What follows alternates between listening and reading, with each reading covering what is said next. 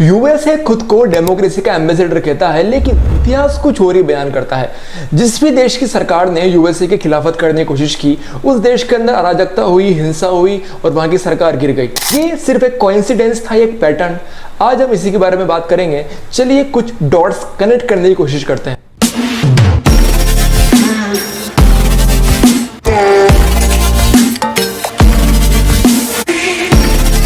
Start करेंगे सबसे पहले क्यूबा से। क्यूबा यूएसए के पास में एक छोटा सा देश है, लेकिन ये देश कम्युनिस्ट विचारधारा से प्रभावित होने के कारण में किसी जमाने में जो सोवियत संघ था उसके करीबी हुआ करता था। और ये बात यूएसए को कभी रास नहीं आई, क्योंकि यूएसए की जो प्लानिंग है, यूएसए की जो आइडियोलॉजी है वो कैपिटलिस्ट है, जो कि कम्युनिज्म के बिल्कुल अपोजिट है।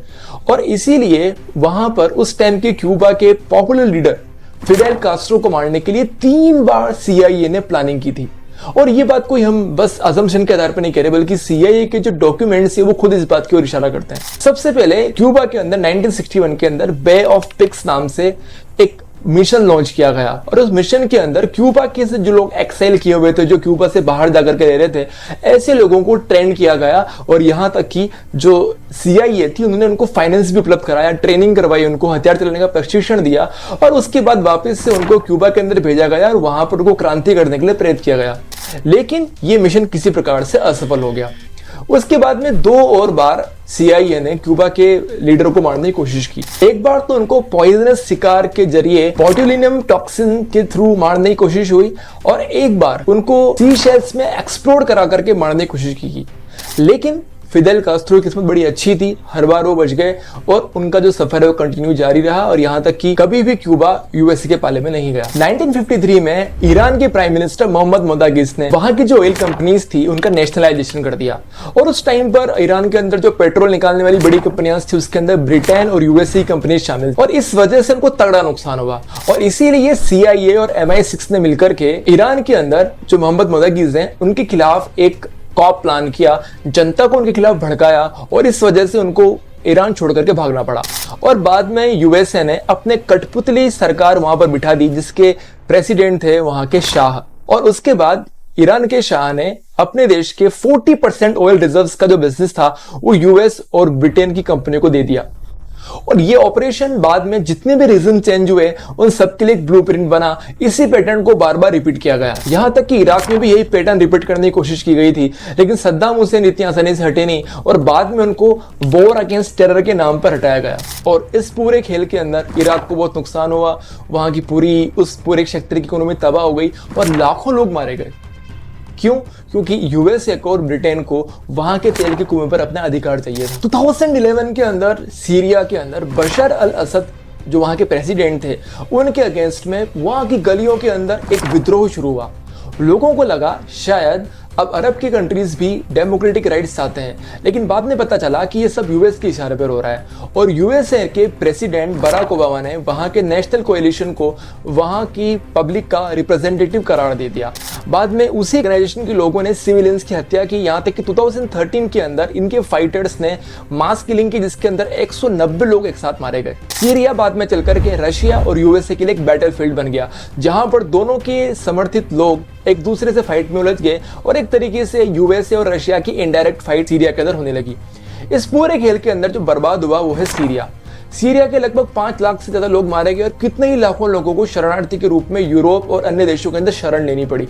और जिसकी वजह से यूरोप के अंदर भी ऐसी हालत खराब है कि अब फ्रांस और जर्मनी जैसे देश जो पहले शांत माने जाते थे, वहां पर भी आजकल रेसिस्ट दंगे होने लगे हैं। 2024 के अंदर बांग्लादेश की प्राइम मिनिस्टर शेख हसीना देश छोड़ करके भाग गई, उनके भारत आना पड़ा, और बस आधे घंटे के अंदर ही भीड़ ने उनके घर के ऊपर हमला बोल करके उनके पर्सनल रूम्स में घुस गई और पूरे उनके घर को तहस नहस कर दिया। बाद में शेख हसीना ने बताया कि ये सब एक बहुत बड़ी ताकत के इशारे पे हुआ है। वो बहुत बड़ी ताकत बांग्लादेश के अंदर अपना मिलिट्री बेस बनाना चाहती थी, लेकिन बांग्लादेश चाइना के साथ क्लोजनेस बढ़ा रहा था, और ये बात उस बहुत बड़ी ताकत को पसंद नहीं आई।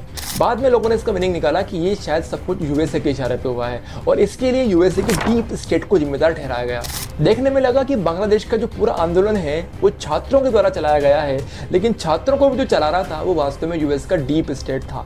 आपको जानकारी रखनी चाहिए कि दुनिया के जो भी बड़े आंदोलन हुए हैं जो बाद में अराजकतावादी हो गए, वो सभी छात्रों के नाम पर ही प्रारंभ हुए थे। यहाँ तक कि तालिबान का जो संघर्ष प्रारंभ हुआ था वो भी एक छात्र आंदोलन ही था। और इसी प्रकार से बांग्लादेश जो आज कट्टरपंथ के आग में झुलस रहा है वो भी एक छात्र आंदोलन के नाम ही प्रारंभ हुआ है। वैसे तो यूएसए दुनिया भर के देशों को ह्यूमन राइट्स और डेमोक्रेसी का पाठ पढ़ाता रहता है, लेकिन जब बात खुद के सहयोगी देशों पर आए तो एकदम चुप्पी साध लेता है।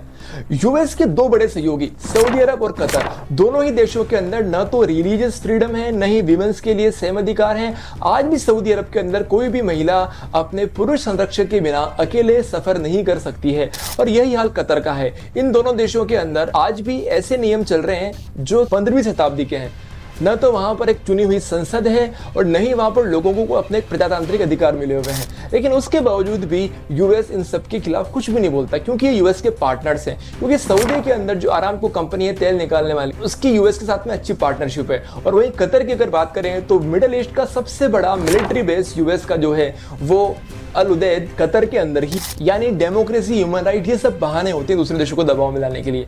अगर खुद के सहयोगी ये सब काम करें तो फिर ये सब बातें कोई मायने नहीं। अभी तक की जिन भी घटनाओं का यहाँ पर जिक्र किया गया है वो सभी जिनके द्वारा संचालित की गई उन्हें बोलते हैं डीप स्टेट। ऐसा है कि किसी भी देश को वहां की सरकार चला रही होती है, लेकिन एक इतना शक्तिशाली नेटवर्क होता है जो सरकार के डिसीजंस को भी प्रभावित कर सकता है और यहाँ तक कि सरकार को भी बदल सकता है। उसे बोलते हैं डीप स्टेट। इसके अंदर शामिल होते हैं उस देश के बड़े उद्योगपति, इंटेलिजेंस वाले लोग, ब्यूरोक्रेट, दूसरे देशों के ताकतवर लोग, उस देश के बड़े बड़े मीडिया पर्सन्स। ये सब लोग मिलकर के एक नेक्सस बनाते हैं और फिर अपने हितों के हिसाब से उस देश की पॉलिसीज को चलाते हैं और यहाँ तक कि विदेशों के अंदर भी हस्तक्षेप करते हैं। अमेरिका के अंदर एक बहुत बड़ा नेटवर्क ऐसा सक्रिय है जिसके अंदर वहाँ के पुराने प्रेसिडेंट्स, वहाँ की पुरानी रूलिंग डायनेस्टीज शामिल हैं, वहाँ के बड़ी बड़ी कंपनीज, हथियार बेचने वाली कंपनीज, वहाँ के मीडिया कंपनी शामिल है, वहाँ की टेक कंपनी शामिल हैं और ये सब मिलकर के पूरे वर्ल्ड को कंट्रोल करना चाहते हैं ताकि इनके जो प्रॉफिट्स हैं, इनके जो इंटरेस्ट हैं वो फुलफिल हो सकें। यहाँ तक कि अमेरिका, ब्रिटेन, कनाडा, न्यूजीलैंड और ऑस्ट्रेलिया, इन सब ने मिलकर के 5i नाम से एक इंटेलिजेंस नेटवर्क बनाया हुआ है और जिसके अधिकार असीमित है। यहाँ तक कि उनको क्वेश्चन भी नहीं किया जाता कि उन्होंने कौन सा पैसा कब कहाँ पर खर्च किया और क्यों किया। और ये सब मिलकर के दूसरे देशों के अंदर इंटरवेन करने की लगातार कोशिश करते रहते हैं। बात सिर्फ अमेरिका की नहीं है बल्कि और भी देश काम करते हैं। फॉर एग्जाम्पल इजराइल की जो मोसाद एजेंसी है वो भी ईरान के अंदर या फिर जो मिडिल ईस्ट के अलग कंट्रीज हैं वहां पर इस तरह के काम करती है। सवाल ये है क्या यूएसए और वेस्टर्न कंट्रीज का जो डीप स्टेट है क्या वो भारत को भी टारगेट करना चाहता है? अगर हम पिछली कुछ घटनाओं पर ध्यान से देखें तो लगभग कुछ ऐसे ही सर्कमस्टेंसेस बन रहे हैं जो कि और देशों में बने थे जबकि वहां पर डीप स्टेट ने गवर्नमेंट को टॉपल करने की कोशिश की थी।